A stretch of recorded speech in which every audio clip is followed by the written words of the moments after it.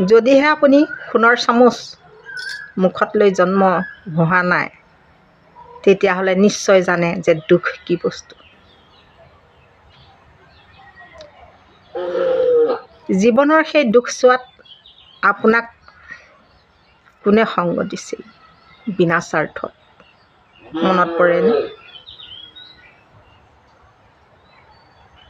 কোন কোন আহিছিল এষাৰ সহানুভূতিৰ মাত দিবলৈ?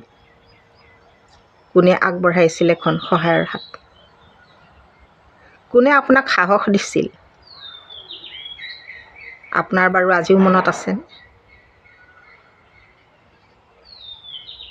প্ৰিয় বন্ধু বান্ধৱীসকল, সুখৰ সময়ছোৱাত মানুহৰ কোনো অভাৱ নাই, নতুবা যদি সুখৰ পোহৰ দেখে তেনেহ'লে আপোনাৰ হাতখন ধৰিবলৈ সকলোৱে আগবাঢ়ি আহিব।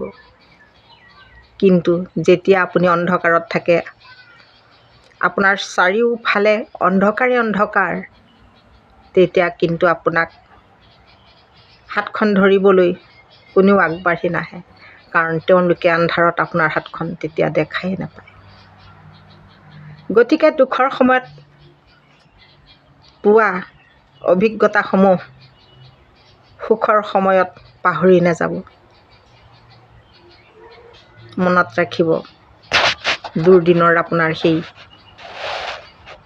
বন্ধুসকললৈ।